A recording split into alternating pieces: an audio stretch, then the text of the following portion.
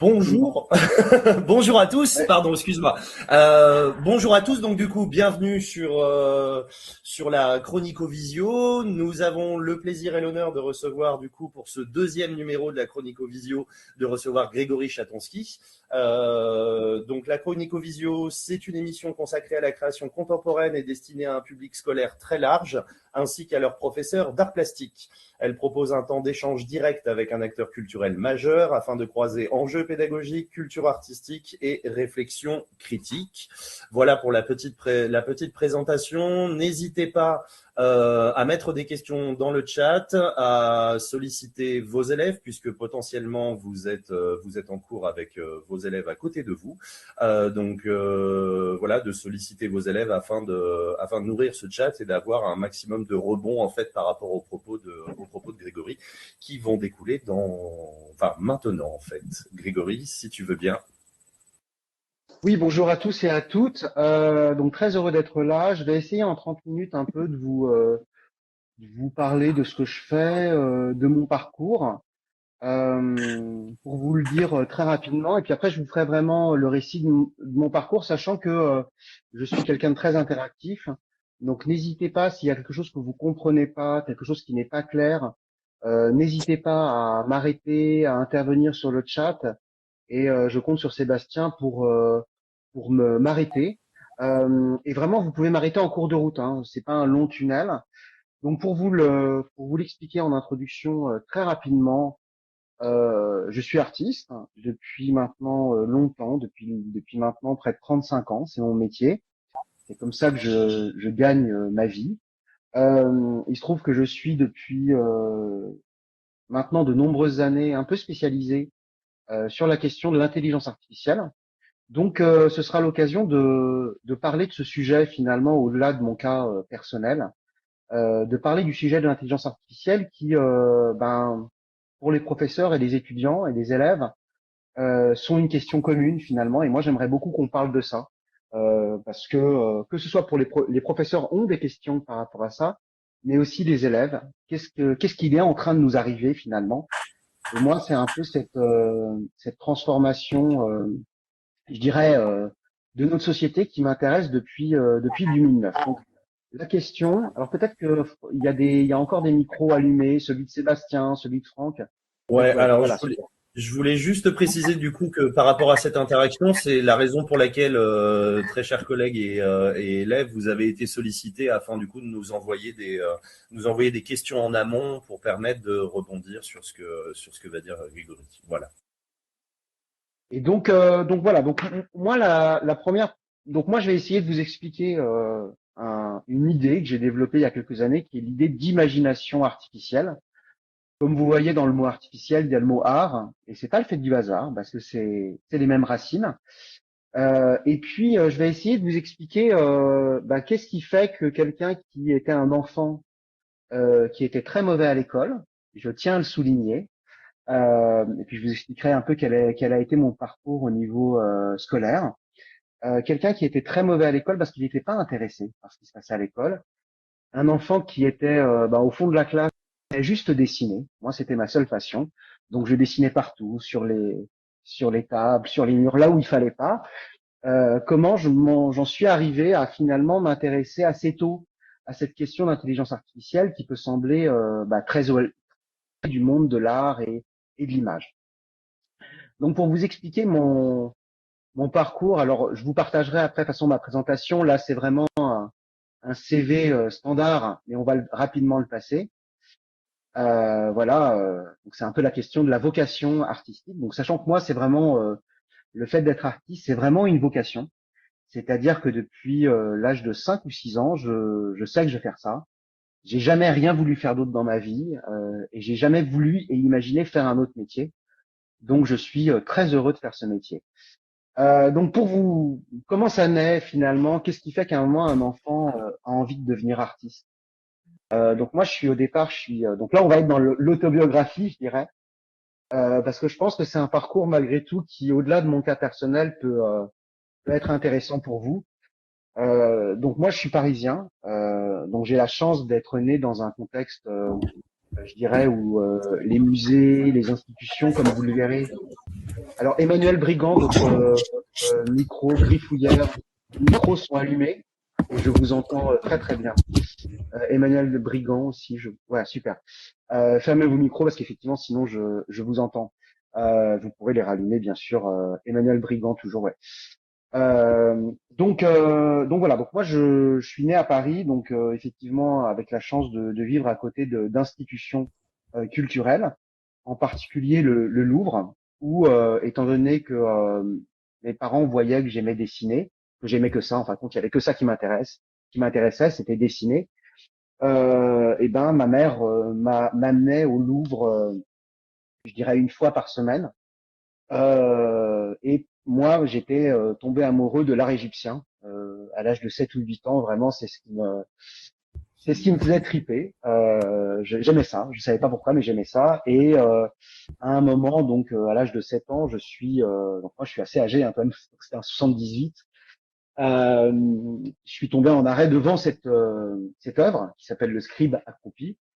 Et je suis tombé en arrêt et à ce moment-là, je pense que c'est à ce moment-là où je me suis dit j'ai envie de faire quelque chose comme ça, quelque chose qui ressemble à ça, c'est-à-dire ce scribe, ben, cette personne qui écrivait, qui avait un saint pouvoir, qui était très réaliste, avec des yeux, je dirais extrêmement réalistes, et qui ne regarde pas son papyrus quand il est en train d'écrire, mais qui regarde l'horizon et qui finalement nous regarde et regarde au-delà de nous, comme si cette sculpture m'avait été destinée finalement, comme si elle me regardait. Donc c'est à ce moment-là où je me suis dit j'ai envie de faire des choses comme ça. Comme j'aimais le dessin, mes grands-parents aussi me poussaient à ça et donc m'offraient à tous mes anniversaires des grands livres d'artistes. Et donc quand j'ai eu 10 ans, ils m'ont offert une monographie. Donc une monographie, c'est un livre qui est sur un seul artiste. Donc l'artiste, c'était Marx Ernst. Marx Ernst, c'est un artiste surréaliste qui a été Dada et puis après affilié au surréalisme et qui a fait plein de choses, de la peinture, de la céramique, de la sculpture, mais et qui a traversé plein de styles. Mais dans les années 40, au moment de la Seconde Guerre mondiale, il fait ce type de tableaux très étranges, qui sont des paysages minérales, très beaux, avec un procédé technique qu'on appelle la décalcomanie. Vous l'avez peut-être essayé en cours d'art plastique. Vous mettez de la peinture sur une surface et vous y appliquez ou une éponge ou une surface en plastique lisse. Vous appuyez sur la peinture, vous enlevez cette surface et ça laisse découvrir des espèces de nervures très géologiques finalement. Ça reproduit une espèce de complexité comme des pierres, comme des minerais, comme des minéraux. Et moi, j'étais fasciné à l'âge de 10 ans par ce monde où l'être humain semblait avoir disparu de ce monde finalement et semblait avoir laissé place à des espèces de ruines. Et puis, troisième moment, je vivais dans le centre de Paris et j'aimais, quand j'étais adolescent, j'allais tout seul au centre Pompidou, que vous connaissez sans doute. Donc c'est ce grand lieu d'art moderne et contemporain qui vient de fermer pour rénovation, qui est donc au centre de Paris. Et moi, quand j'étais adolescent, vraiment, je traînais dans ce quartier et j'allais parfois au hasard voir des expos tout seul, sans famille, sans amis. Jamais y aller seul. Et en 1985, alors que j'ai 14 ans, je vais dans cette exposition qui s'appelle Les Immatériaux. Donc il faut s'imaginer, hein, 1985, vous imaginez, c'était il y a très longtemps. Où pour la première fois dans une exposition d'art, je vois des ordinateurs. Moi, j'étais pas du tout intéressé par les ordinateurs. D'abord, il y en avait à l'époque, les gens n'avaient pas d'ordinateur chez eux, mais j'aimais même pas les consoles de jeux. Il y avait des consoles de jeux déjà à l'époque, qui étaient beaucoup plus simples que ce qui existe aujourd'hui. Hein. C'était des pixels, hein, un peu Space Invaders, vous connaissez sûrement. C'était des pixels qui se déplaçaient à l'écran. Même moi, j'étais pas du tout intéressé par ces consoles de jeux. Je jouais pas avec les ordinateurs, les consoles de jeux. Mais quand j'ai vu cette exposition, auquel j'ai rien compris, vraiment rien compris, où je suis resté 2 ou 3 heures, Je me souviens que quand je suis sorti de cette exposition et que j'ai marché dans les rues tout seul, un peu, voilà, un peu dans un état étrange, j'ai su que non seulement je voulais faire de l'art, mais que sans doute je voulais faire de l'art un peu comme ça, sûrement avec des ordinateurs, parce que j'avais rien compris, mais à l'époque ça me semblait nouveau. Alors aujourd'hui ça l'est plus, bien sûr, mais à l'époque c'était très étonnant, c'était très exotique, et ça me semblait être nouveau, et j'avais envie d'essayer ça. Donc c'est à ce moment-là, à l'âge de 14 ans, que j'ai décidé de faire de l'art en relation avec des ordinateurs. Et puis donc j'étais très mauvais à l'école et j'étais très très très mauvais. Mais quand je dis très très mauvais, j'ai redoublé ma troisième. Je sais pas si ça existe encore, mais j'ai eu ma première troisième. J'ai eu même pas des avertissements, mais blâme, conduite et travail général aux 3 trimestres. Alors les Donc blâmes j'ai fait, n'existent plus, mais oui, les avertissements ouais, existent encore. voilà. Donc le blâme, c'était vraiment qu'il y avait un problème extrêmement assez important.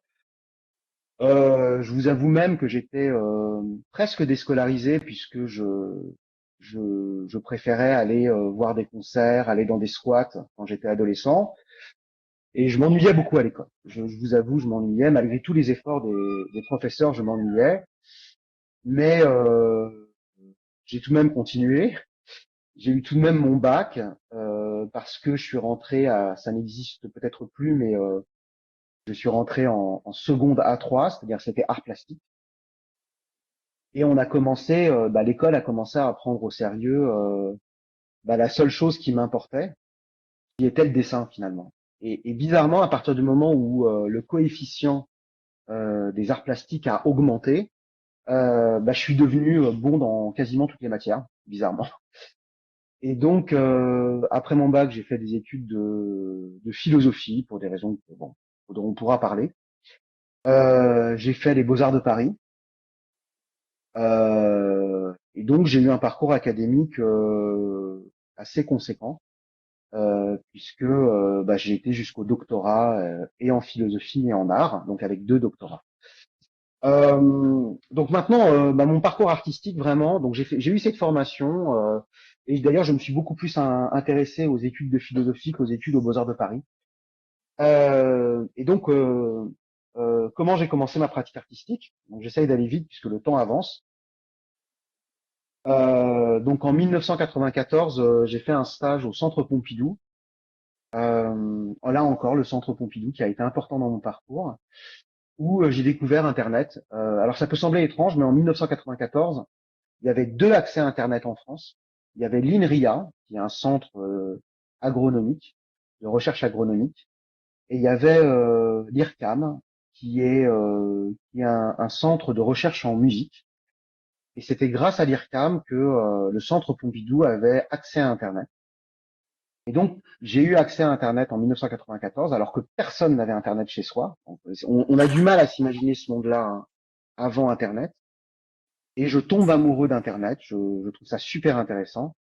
Et je commence à faire de l'art sur Internet. C'est-à-dire, non pas Alors, excuse-moi, il faut juste imaginer donc du coup un débit qui est particulièrement lent, c'est-à-dire que du coup pour télécharger une image, il faut plusieurs minutes, pour se rendre sur un c'est site, ça.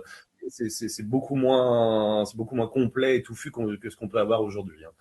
Et je fais globalement, en une journée, je fais le tour d'Internet. Il faut s'imaginer, je fais le tour d'Internet, je vois quasiment, en tout cas dans le domaine culturel, tout ce qui existe sur Internet. Il faut s'imaginer qu'il y avait même pas d'image couleur en 94. Les images étaient en noir et blanc, en bitmap, c'est-à-dire vraiment avec des points noirs et blancs. Il y avait beaucoup moins de choses. Et à l'époque, personne n'y croyait en France. Et à ce moment-là, peut-être parce que c'est nouveau, toujours ce goût de la nouveauté, je décide de faire de l'art sur Internet, c'est-à-dire de l'art, pas de faire de la peinture que je vais numériser et mettre sur Internet, mais de faire de l'art avec la technique Internet, avec les protocoles, avec cette question du débit, avec les forums de discussion, parce qu'il me semble qu'à ce moment-là, ça va transformer la société.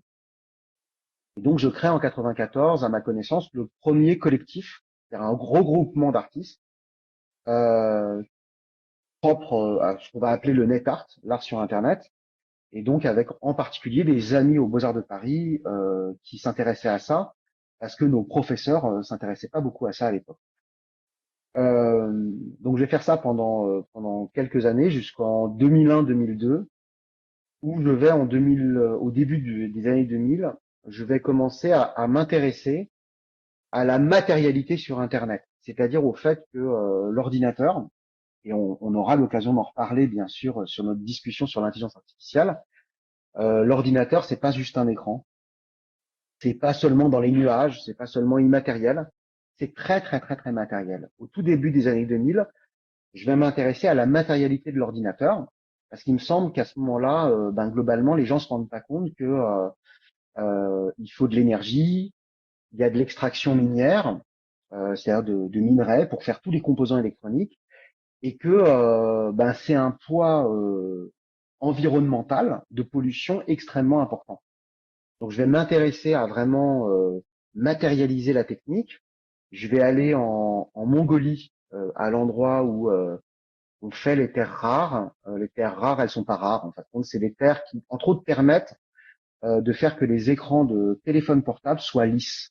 Et c'est extrêmement polluant. Donc, je vais aller dans une ville au fin fond de la Mongolie pour faire un film.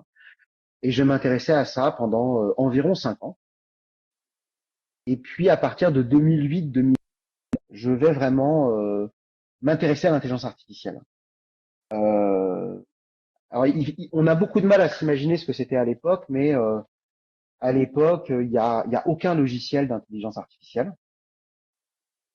C'est très très difficile d'accès. C'est vraiment des codes informatiques et même en termes de recherche, c'est les tout débuts de ce qu'on connaît aujourd'hui techniquement comme intelligence artificielle. Et je peux commencer à travailler là-dessus parce que je suis professeur dans une université qui s'appelle l'UQAM à Montréal et j'ai le Québec qui me donne de l'argent pendant 3 ans pour faire un projet de recherche comme professeur sur ce sujet de l'intelligence artificielle. Je pense que si j'étais resté en France, j'aurais pas pu avoir ce budget de recherche. Je l'ai eu parce que j'étais au Canada et au Québec.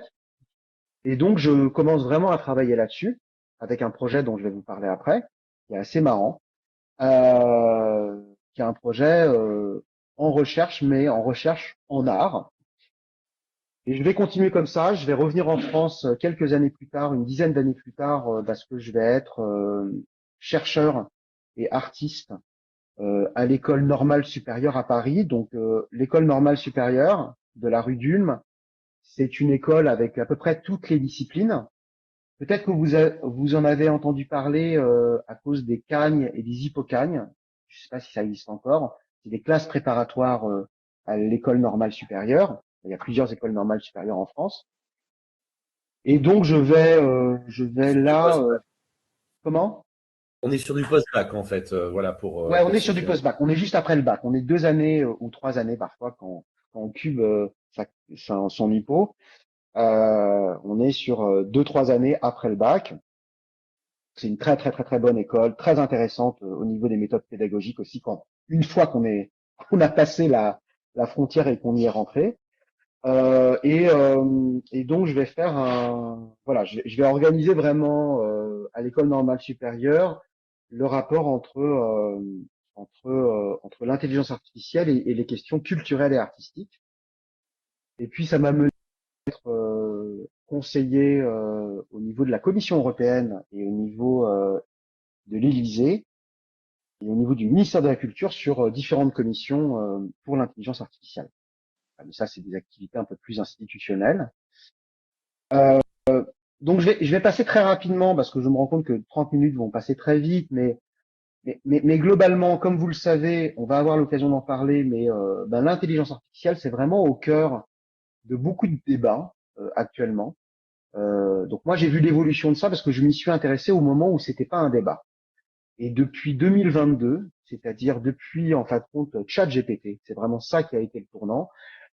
C'est un débat public dans les médias, mais aussi chacun et chacune d'entre vous, vous avez un peu, d'abord sûrement vous avez essayé ça, et puis vous avez sûrement une idée sur les dangers de ces technologies. Alors pourquoi c'est un tel débat? D'abord, il faut remarquer que ce débat, il est très très polarisé. C'est-à-dire que c'est un débat qui concerne la technique, mais qui concerne aussi l'environnement. C'est vraiment la relation entre l'environnement et la technique, puisque c'est une technologie qui nous coûte très cher au niveau de la pollution, mais aussi qui ben, transforme le travail d'une manière qu'on a du mal à anticiper. Et donc, on vit une période, ben, vous le savez, très particulière où de nombreux dangers sont autour de nous. On le voit tous les jours. C'est d'ailleurs, ça doit un peu vous inquiéter. On pourra en parler. Des dangers politiques, des dangers économiques, des dangers ben, même sur la survie de notre espèce. C'est vrai qu'on a du mal à y penser tellement c'est effrayant et tellement ça semble nous dépasser. Et l'intelligence artificielle est un peu au cœur de tout ça, ce qui fait qu'il y a un peu deux groupes dans l'intelligence artificielle. Il y a globalement les gens qui sont un peu pessimistes et qui pensent que l'intelligence artificielle c'est très très très très très dangereux. Et puis il y a des gens qui sont très très optimistes, donc qui sont pas très nombreux tout de même, il faut le dire, et qui pensent que l'intelligence artificielle va nous sauver par rapport à tous ces dangers. Alors bien sûr, ces deux positions, elles sont caricaturales, mais globalement, c'est un peu ça qui se passe. Donc il y a des gens qui pensent que l'intelligence artificielle va trouver des solutions à tous les problèmes, que finalement, ce qu'on n'est pas capable de résoudre, c'est l'intelligence artificielle qui va le résoudre. Et puis bon, bah il y a des gens qui disent, bah c'est une catastrophe parce qu'on est en train de faire des choses complètement inutiles, c'est-à-dire générer bah, des vidéos et des photos à la con, globalement complètement stupides, qu'on appelle du slop. Et tout ça, ça accélère le réchauffement climatique. Ça accélère aussi en termes politiques parfois la violence dans les débats politiques, les caricatures, et puis surtout, on aura le temps d'en parler, je pense, ça détruit la connaissance, c'est-à-dire que ça met en cause toute la chaîne de transmission de la connaissance, de qu'est-ce que ça veut dire qu'enseigner, qu'est-ce que ça veut dire qu'apprendre quelque chose. Donc c'est pas rien en fin de compte. Donc je passe rapidement ça. Je vais passer tout ça et pour vous parler parce que euh, pour vous parler de ce que je fais. Mais en tout cas, ce qui est important de retenir, c'est que le débat sur l'intelligence artificielle est très polarisé. Alors quand je dis polarisé, c'est qu'il y a des gens qui sont très pour, il y a des gens qui sont très contre, et que c'est difficile de se repérer là-dedans et surtout de savoir qu'est-ce qu'on doit faire, comment on doit faire. Euh, ce qui est important de remarquer, c'est que c'est devenu en 3 ans, en 3, 4 ans, c'est devenu un peu le cœur de débat qu'on a actuellement sur la société, sur même l'éducation. Je ne sais pas si avec vos enseignants, peut-être que vous avez commencé à en parler. Est-ce que j'utilise l'intelligence artificielle? Est-ce que je l'utilise pas? Comment il faut l'utiliser? Qu'est-ce que je dois en faire, quoi? Parce que c'est pas simple. Alors ça se développe de Donc, plus en plus et à vrai dire dans les nouveaux programmes du coup voilà il y a l'intelligence artificielle est intégrée dans les nouveaux programmes scolaires et effectivement hein, alors, c'est on, des on choses aura, qui vont on aura le permettre. temps d'en parler parce que bien sûr,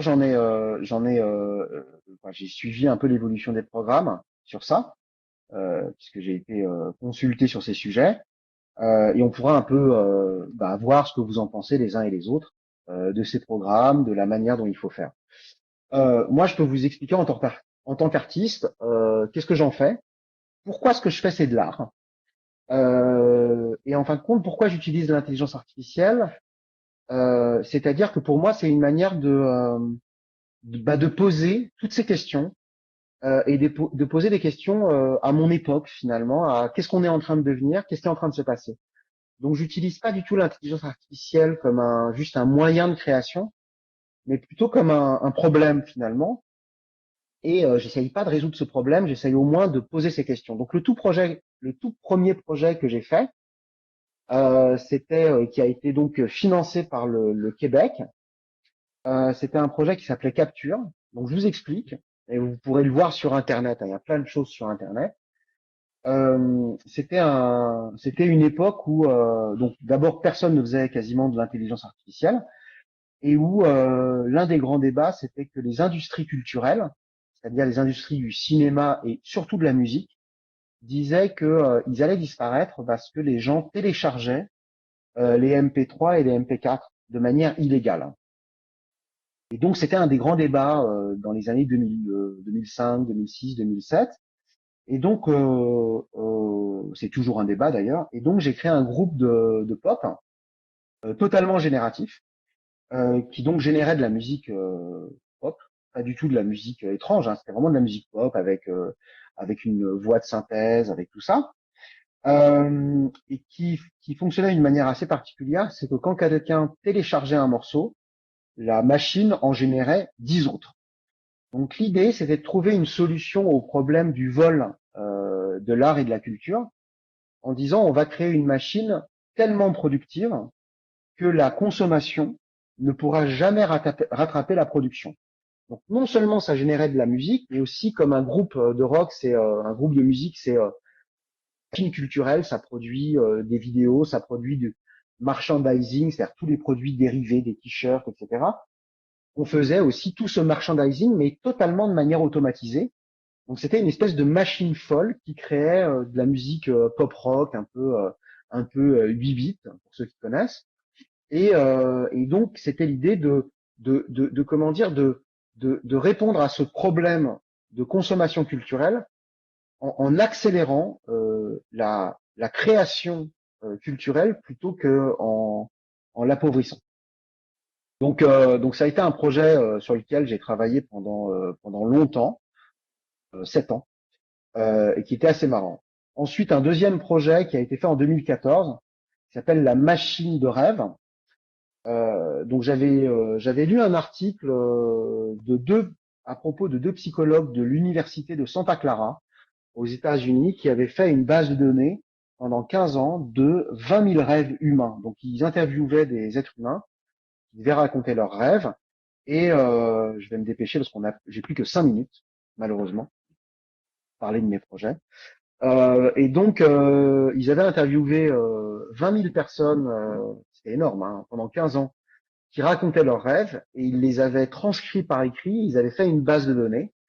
Donc je les avais contactés pour leur dire voilà, je suis artiste, j'aimerais avoir accès à votre base de données. Est-ce que vous pouvez me l'envoyer? C'est pour faire un projet artistique. Ils m'ont tout de suite dit oui. Ils m'ont envoyé la base de données. Et donc j'ai entraîné une intelligence artificielle à générer des nouveaux rêves. À partir de cette base de données, à générer des nouveaux rêves. L'intérêt, c'est que quand les textes étaient incohérents, comme c'est des rêves, c'est autorisé l'incohérence, parce que voilà, parfois les rêves sont pas toujours totalement homogènes. Et puis à l'époque, en 2014, on générait pas d'images en intelligence artificielle. Ça a commencé en 2015, au printemps 2015, où on a commencé à générer les toutes premières images en intelligence artificielle. Et donc, ce que je faisais, j'analysais les textes qui étaient produits, qui ensuite étaient dits par une voix de synthèse, et j'allais chercher en temps réel, hein, c'était un logiciel, des images sur Internet pour illustrer ses rêves. Donc c'était un peu comme si une machine rêvait Internet. J'ai créé un grand projet en 2019 au Palais de Tokyo qui s'appelait Terre Seconde et qui était une fois que la Terre aura disparu, une fois que l'humanité aura disparu, c'était une intelligence artificielle qui essayait de créer une deuxième Terre avec des nouveaux organismes, avec une nouvelle planète et ainsi de suite. Donc c'était une grande installation. Et cette machine, elle se posait plein de questions. Voilà, donc là, c'était vraiment des réseaux de neurones. Il y avait une imprimante 3D que vous voyez là, qui est une grande imprimante 3D qui créait automatiquement des nouveaux organismes que vous voyez là, un peu blanc, qui créait des organismes. Donc c'était à partir de plein de fichiers 3D d'organismes, des dinosaures à nos jours. Et puis j'ai écrit à ma connaissance, le premier roman en langue française coécrit avec une intelligence artificielle. Donc, je l'ai écrit en 2019. Ça a été publié, je crois, en 2021, 2022. Donc, c'est vraiment, ça, je pourrais vous en parler. Ça a été vraiment intéressant parce que c'est vraiment une coécriture. C'est-à-dire que je l'ai écrit avec l'intelligence artificielle. Elle ne l'a pas écrit à ma place. Ça, c'est très important dans mon travail. C'est que l'intelligence artificielle ne crée pas à ma place, mais je crée vraiment avec elle. C'est un partenaire. Bon, j'ai fait différents autres projets avec là une intelligence artificielle qui analysait un tronc d'arbre, l'activité du tronc d'arbre, parce qu'un tronc d'arbre, ça dégage de l'électricité, de l'humidité, il y a des insectes dessus. Et en fin de compte, les capteurs détectaient l'activité du tronc d'arbre et généraient un film à partir de ça, à partir du fait que ce tronc d'arbre revivait et regrandissait en fait. Alors le dernier projet dont je vais pouvoir vous parler, parce qu'après quoi, l'avant-dernier projet, c'est un projet Tu peux prendre très important. 5 minutes si tu Comment? veux, hein. Ouais, Tu peux ouais, prendre cinq encore minutes, mais 5 minutes. je Ouais, vais vous ouais, parler de deux 5-10 projets minutes. pour vous montrer un peu. Oui, oui. Voilà, c'est une toute petite partie de mon travail parce que je fais des centaines de projets, mais c'est pour vous donner un peu une idée de ce que je fais. Donc c'est un projet qui me tient très à cœur. C'est un projet sur lequel je travaille depuis 4 ans au Havre, donc une ville que vous connaissez, une ville française au bord de la mer, dans lequel il y a une manifestation qui s'appelle un Météo Havre, qui est une manifestation qui invite des artistes à faire des œuvres à l'extérieur, dans l'espace public. Et donc, j'y ai travaillé là, c'est ma dernière année, cette année, ça a lieu en juin. Euh, et donc, on m'a invité pendant 4 ans, donc c'est une chance exceptionnelle, à créer une œuvre. Et ce que je leur ai proposé, c'est de prendre toutes les archives de cette ville, d'apprendre à une intelligence artificielle à analyser ces archives et à créer une ville du Havre, mais un peu différente, alternative. Donc, j'ai appris à une intelligence artificielle à parler finalement au niveau des textes, au niveau des images, à parler le Havre, c'est-à-dire à faire quelque chose qui ressemble au Havre, mais qui n'est pas le Havre, qui n'est pas une reproduction du Havre, mais qui est un peu comme si la ville s'était développée sur d'autres chemins, enfin, comme si l'histoire avait été un peu différente. Ça m'intéresse beaucoup. Et si les choses s'étaient passées un tout petit peu différemment, qu'est-ce qui se serait passé? Donc tous les étés, je fais déjà 25 000 cartes postales que vous voyez là. Donc chaque fois, c'est des cartes postales différentes. Alors l'important là, c'est que les 25 000 cartes postales sont toutes différentes les unes des autres. Donc il y a 25 000 images, 25 000 textes qui accompagnent ces cartes postales, ce qui fait qu'elles sont distribuées gratuitement, et ce qui fait que déjà le public il peut partir avec son œuvre d'art. Et c'est les seuls à avoir cette image-là. Il y a pas deux personnes qui a la même image. Donc pour moi, ça c'est très important que l'art soit accessible aux gens. Et puis j'ai fait la première année, c'est un exemple, hein, mais j'ai fait, là vous avez une carte du Havre, j'ai fait 25 fresques. Donc c'est des très grandes. Euh, alors c'est des fresques très très grandes, de 20 à 25 mètres de haut. Et c'était des fresques générées en intelligence artificielle. Alors, attendez, je vais un peu baisser le son.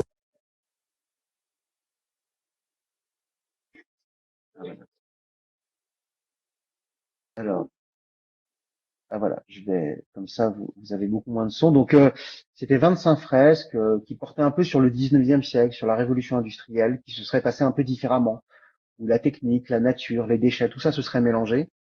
Voilà, et il y en a eu 25 dans l'ensemble de la ville, donc c'est vraiment un projet absolument gigantesque. Moi, j'avais jamais fait des projets aussi gros. Euh, et puis bon, voilà quoi, je pourrais parler en détail de ça, mais c'était voilà, c'est vraiment quelque chose qui a été assez extraordinaire. Dans ces fresques, il y a des formes violettes qui sont apparues. Donc j'ai décidé de les prendre, ces formes qui avaient été générées par l'intelligence artificielle, et de les rendre matérielles. Donc je les ai imprimées avec une immense imprimante qui fait du béton, enfin qui est plutôt fait pour faire des bâtiments. Là, il faut s'imaginer que ça fait 5 mètres de haut, hein, cette sculpture.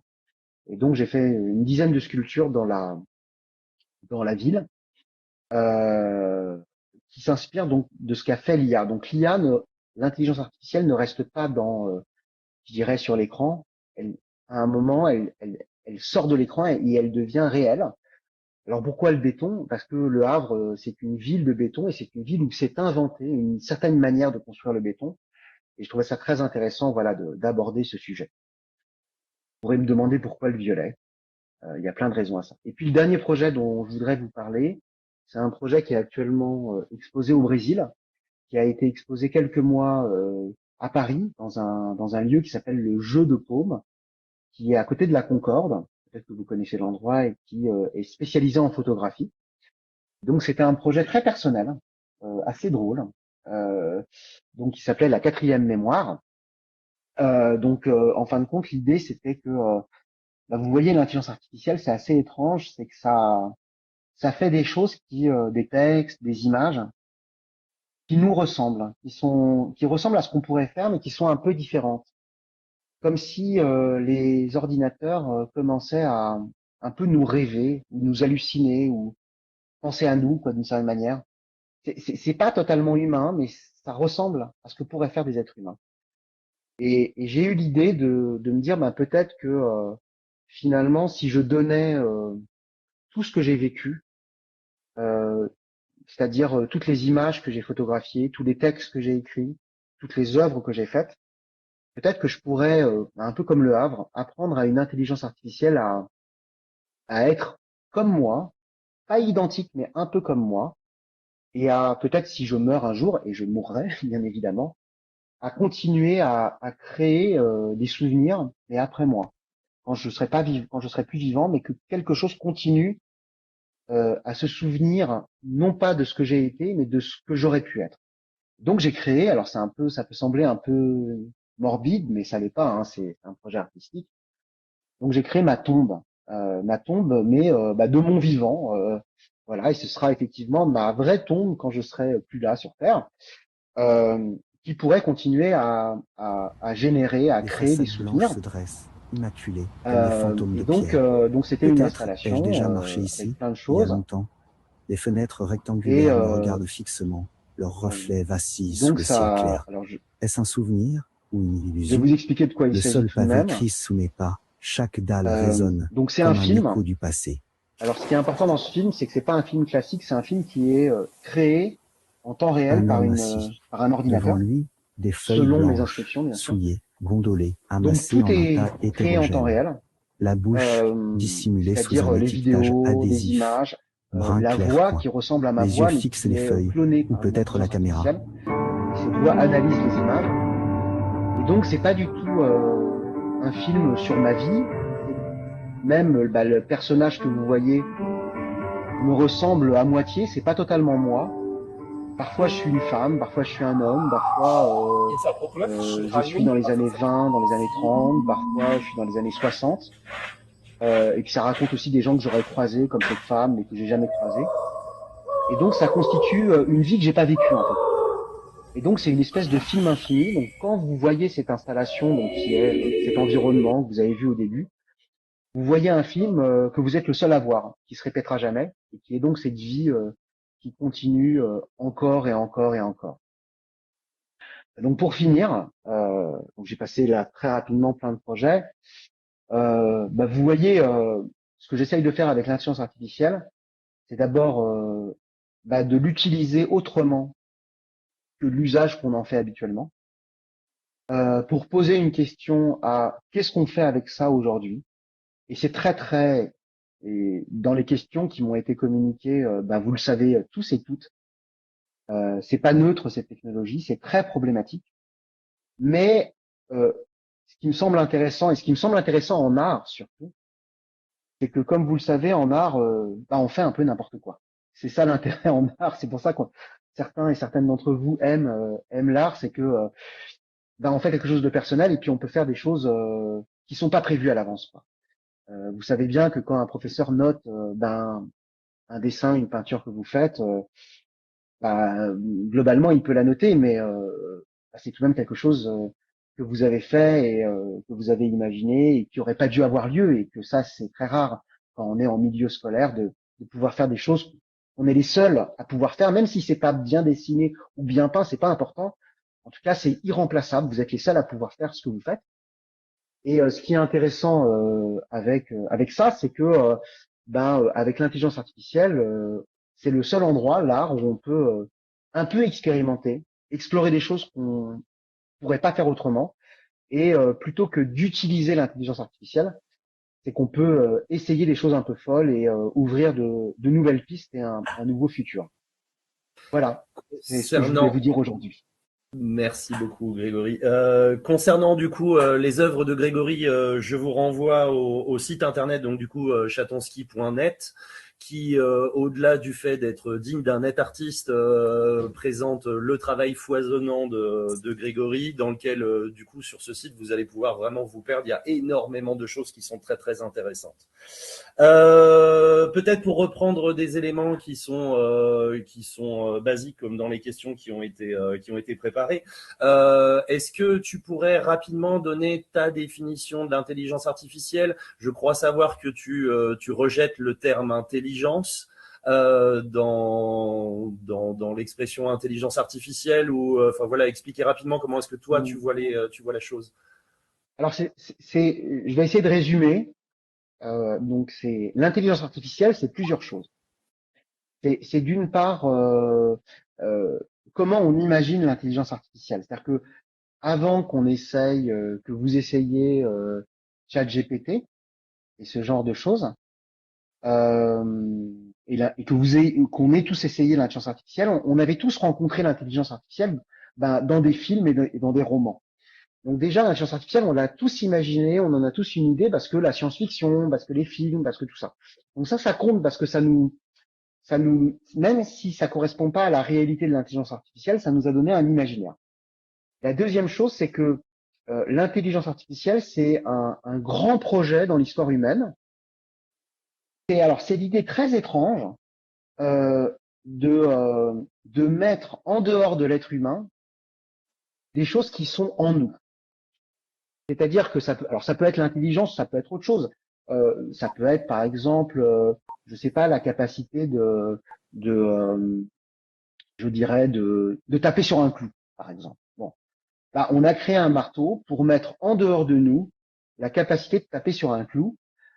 Et donc, il y a une tendance chez l'être humain qui est de mettre en dehors de lui plein de choses qu'il y a en lui. Par exemple, pour moi, un livre, c'est un peu de l'intelligence artificielle parce qu'on met des idées en dehors de l'être humain et donc ce qui fait que quand l'être humain il meurt, ben ces idées elles continuent.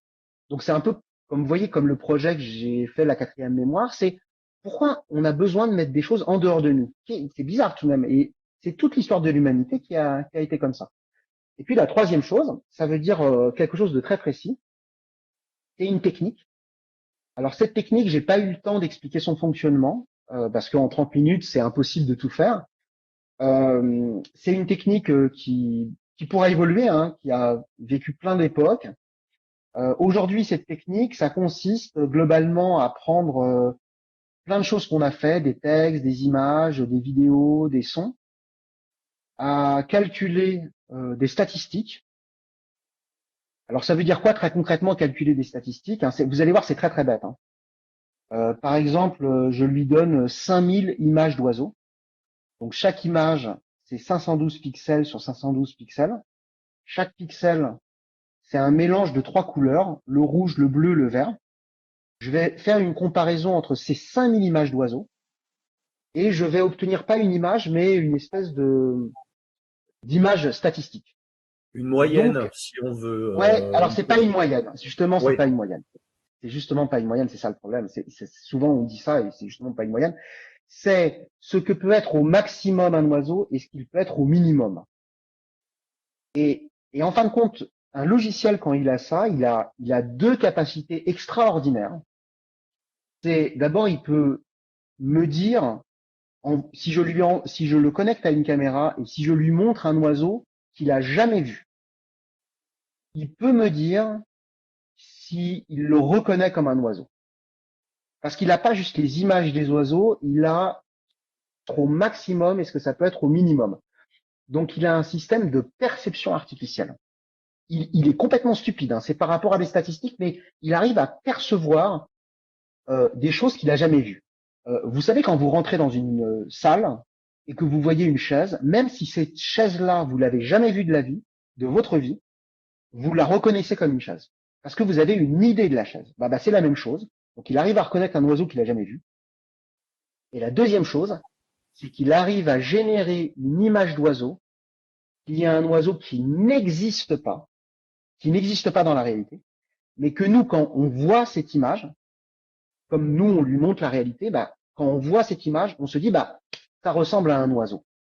Et qu'est-ce qu'a fait l'art dans toute son histoire? C'est de faire des oiseaux, des êtres humains, des bâtiments que nous reconnaissons comme des choses qui pourraient être réelles, mais qui ne sont pas réelles. Et donc là, vous voyez simplement avec des statistiques, on arrive déjà à faire deux choses, à faire un système qui arrive à percevoir la réalité, ça, c'est déjà très nouveau, et puis un système qui arrive à imaginer la réalité, c'est-à-dire à faire des images de la réalité, et pas seulement des reproductions à l'identique comme la photographie. Justement, tu parlais de la partie virtuelle et on a une question en fait qui rebondit sur le côté concrétisation en fait de l'intelligence artificielle dans ton travail. Les 20 fresques du Havre existent-elles physiquement ou bien les images présentées sont-elles des mock-ups? Est-ce que les tirages existent véritablement sur des immeubles? Ah oui, Voilà. oui, tout à fait. Oui, bien Et, sûr. Bien sûr, oui, et bien sûr. au-delà de ça, du coup, tu as une lecture de l'intelligence artificielle qui est une lecture très concrète, en fait, par rapport aux ordinateurs physiques, par rapport aux cartes graphiques, etc., si je ne m'abuse. Oui, parce qu'en fin de compte, le truc, c'est que aujourd'hui, alors on pourrait parler de ça, parce que c'est vrai qu'il y a eu quelques questions de l'impact, en fin de compte, environnemental de l'IA, si on parle de ça. C'est ça dont il s'agit? Non, non, enfin, c'était plutôt sur ta lecture concrète, en fait, des objets. Et d'ailleurs, derrière ça, il y a de quelle manière est-ce que tu concrétises tes œuvres, en fait, à partir d'une intelligence artificielle dont on a une lecture qui est une lecture liée au programme, qui est quelque chose de très virtuel. Comment est-ce que comment est-ce que tu fais le lien avec une réalité concrète, en fait? Comment est-ce que tu produis des Alors, œuvres par rapport à ça? bien sûr. Alors, il y a deux choses. Il y a d'une part le fait que moi, je crois pas au virtuel. Je sais pas ce que c'est. Pour moi, il n'y a que du matériel. Un ordinateur, c'est pas parce que sur un écran, on voit par exemple une pomme qui n'est pas une pomme mais un ensemble de pixels que ces pixels sont pas parfaitement matériels. Euh, Tous les fonctionnements des ordinateurs sont des fonctionnements matériels qui supposent de l'énergie, qui supposent des composants électroniques extrêmement importants. Donc pour moi le virtuel, j'ai toujours été un peu contre cette idée de virtuel qui était très importante, mais pour moi le numérique c'est très matériel toujours, c'est simplement entre la matérialité du numérique et ce que nous on se représente, c'est pas la même chose. Mais qui aurait idée par exemple devant un tableau une nature morte de Manet, qui aurait l'idée de dire que c'est pas des vraies pommes, que c'est des pommes virtuelles parce qu'elles sont peintes. Bon, c'est de la peinture, on se représente comme des pommes. Donc ça c'est la première chose. La deuxième chose c'est que j'essaye de prendre en compte la matérialité de l'intelligence artificielle en ne travaillant qu'avec des intelligences artificielles sur mon ordinateur qui sont installées localement et que je peux entraîner moi-même. Je n'utilise aucune plateforme sur Internet parce que pour des raisons écologiques en fin de compte, c'est que quand vous utilisez ChatGPT, Midjourney ou des plateformes comme ça, vous allez vite comprendre. C'est des plateformes qui doivent, s'il y a 1 million de personnes qui se connectent à ces plateformes en même temps, c'est des systèmes qui doivent répondre très rapidement à 1 million de personnes en même temps. Et ce qui fait qu'ils sont obligés d'avoir des infrastructures, c'est-à-dire des ordinateurs, plein d'ordinateurs qu'on appelle des data centers, des millions d'ordinateurs qui fonctionnent en même temps. Ils sont obligés de les surdimensionner, c'est-à-dire d'avoir plus gros que ce dont ils ont réellement besoin. Ce qui fait que, aujourd'hui, par exemple, les intelligences artificielles, ça fonctionne avec les cartes graphiques, c'est-à-dire ce qui permet de calculer les images. Et aujourd'hui, une carte graphique de très bonne qualité, comme une RTX 5090, au moment où elle est sortie, elle coûtait 2000 euros. Aujourd'hui, elle coûte 4000 euros. C'est-à-dire qu'elle a doublé. Normalement, les technologies, les prix baissent. Là, ça augmente parce que les entreprises les achètent toutes en fin de compte et elles ont beaucoup plus de moyens que nous. Donc moi, j'essaye vraiment de faire que du local parce que ça, le rapport je dirais, d'impact écologique est un rapport de 1 à 200 environ en termes d'impact écologique. Et donc aussi les plateformes, quand vous utilisez les plateformes, vous savez pas du tout ce qui se passe derrière. Il n'y a aucune idée de ça. Maintenant, comment on passe de l'intelligence artificielle à la matérialité? Bah, d'abord, l'intelligence artificielle c'est toujours matériel, mais moi très très tôt, par exemple, j'ai fait de l'intelligence artificielle avec des modèles 3D, et donc je fais beaucoup d'impression 3D, ce qui me permet de passer. Donc j'ai beaucoup dans mon atelier, j'ai beaucoup d'imprimantes. J'ai des imprimantes pour le plastique, pour la céramique, pour tout ça. J'ai même fait des projets de dessin où j'accrochais ma main à une imprimante. Et donc, c'était bien ma main qui dessinait, mais c'était piloté par une imprimante.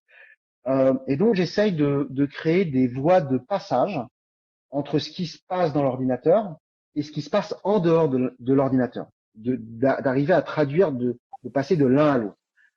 Et de toute façon, l'intelligence artificielle aujourd'hui traite absolument toutes les données qu'on peut imaginer. Et donc, il n'y a pas de barrière à la matérialité. Vous pouvez Et alors, presque faire de la broderie avec l'intelligence artificielle aujourd'hui.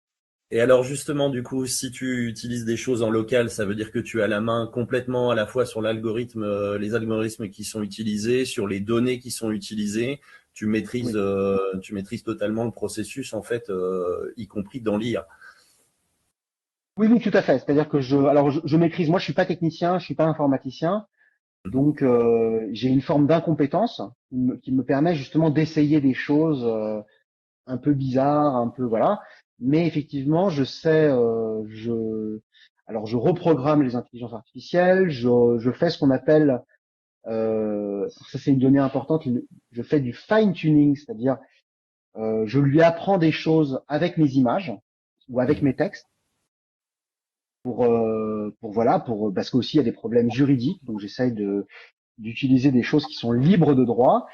Et puis aujourd'hui, le fait de d'avoir la main sur un algorithme ou de coder, ça devient très très simple parce qu'on peut utiliser les intelligences artificielles pour faire du code informatique. Et ça a beaucoup changé.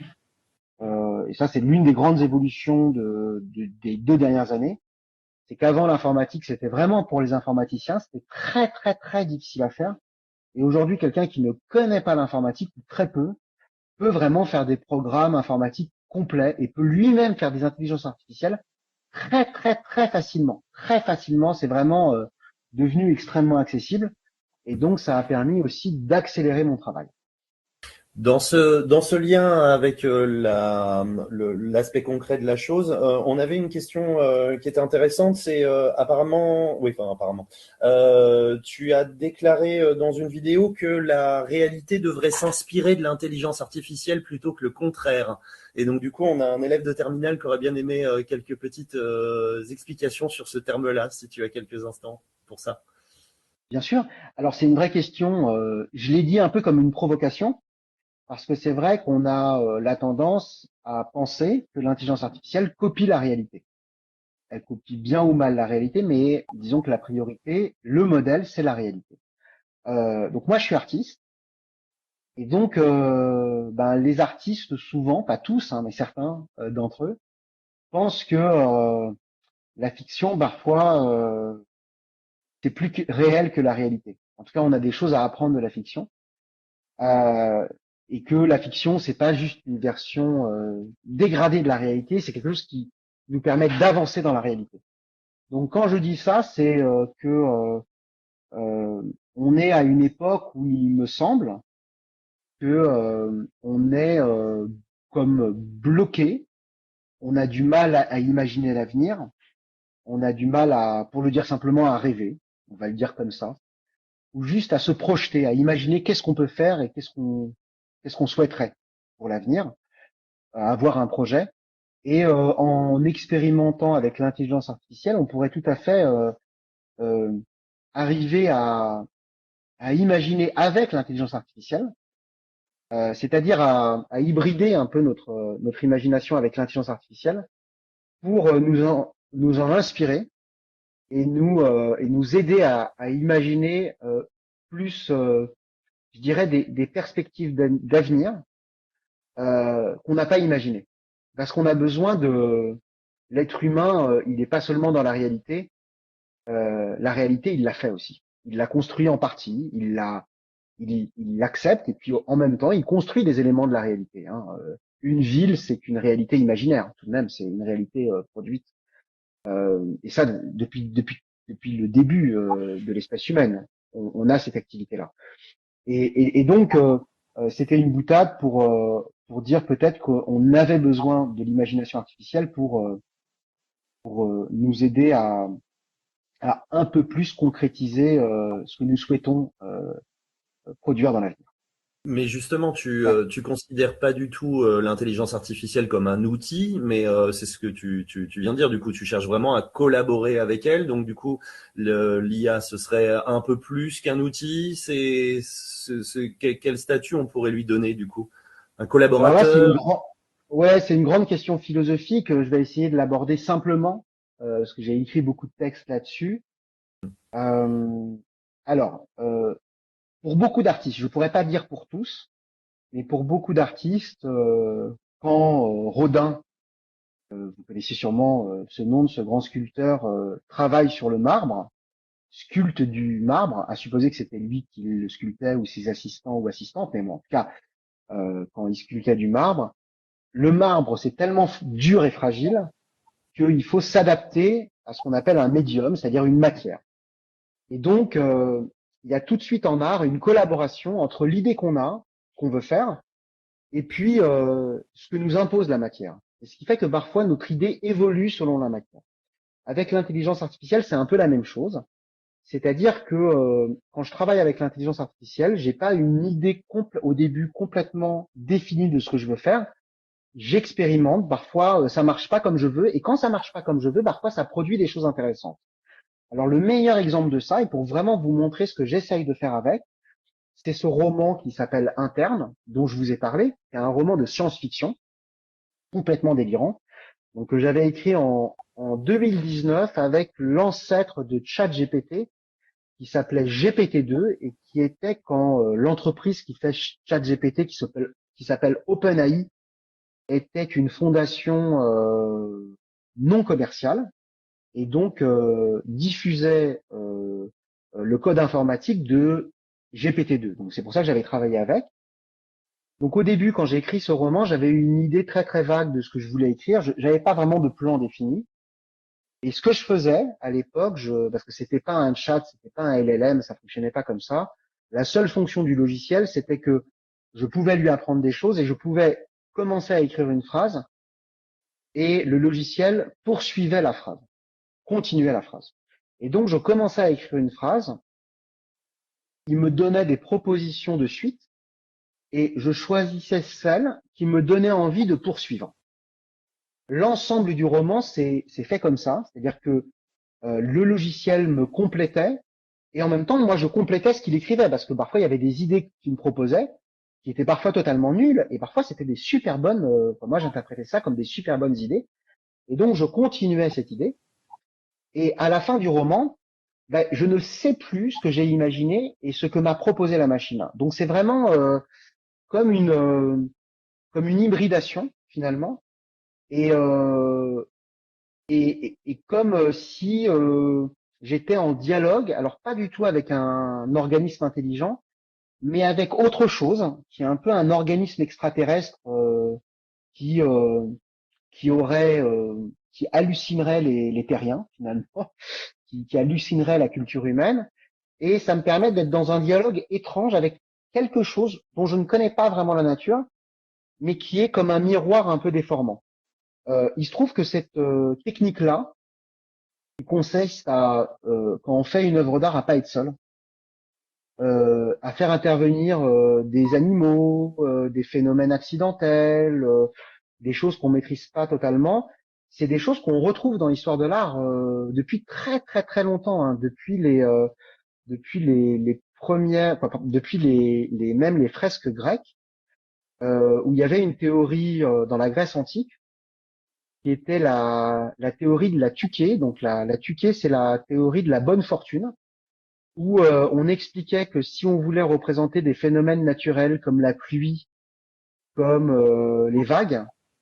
Il fallait peindre, fallait faire des murales où il fallait faire intervenir le hasard, c'est-à-dire la bonne fortune, pour représenter les phénomènes naturels.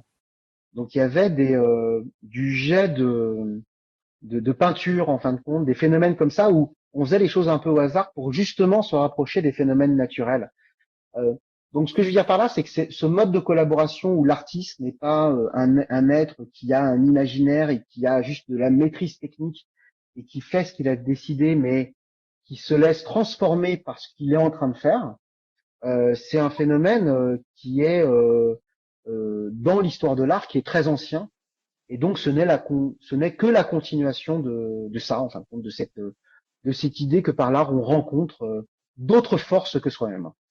Et cette idée de hasard d'ailleurs qu'on rencontre dans les IA avec la boîte noire qui est à l'intérieur et des parties qui sont pas complètement gérées, Tout à etc. fait, qui est, mais qui a toujours été là. Hein. Je veux dire, je pense qu'on aurait demandé à Rodin s'il maîtrisait le Oui, oui. marbre, il aurait poussé un grand éclat de rire en disant mais non, mais c'est une boîte noire et et je la suis autant qu'elle me suit.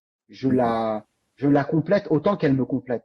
Et c'est pour ça d'ailleurs que chez Rodin, bah, on voit bien que dans ses sculptures, on voit la forme émerger d'une matière brute, c'est-à-dire le bloc de marbre non dégrossi, très brut, pour exprimer l'idée que la forme vient de la matière. Et ça, c'est une idée qui remonte aux Grecs, à Aristote, etc. Enfin, bon, on ne va pas développer, mais c'est vraiment une idée très importante en art. Eh bien, merci beaucoup Grégory Chatonsky. Donc du coup, il est 12h03, donc nous arrivons du coup à la fin de cette Chronico-Visio numéro 2. Nous vous remercions à tous les interlocuteurs, bien évidemment à Grégory. Je vous rappelle que cette visio sera disponible en replay et que vous recevrez du coup le lien dans les jours prochains, vraisemblablement, qui sera hébergé sur PeerTube. Voilà, nous vous remercions beaucoup. Merci Grégory encore une fois. Merci à Sandrine. Et je vous souhaite une Merci à bonne vous. journée. J'espère que c'était clair. C'était très très bien, Merci. Grégory. Ouais, j'espère. Salut. Yes, ok. Est-ce que... hop là, c'est fini. Tchouf tchouf.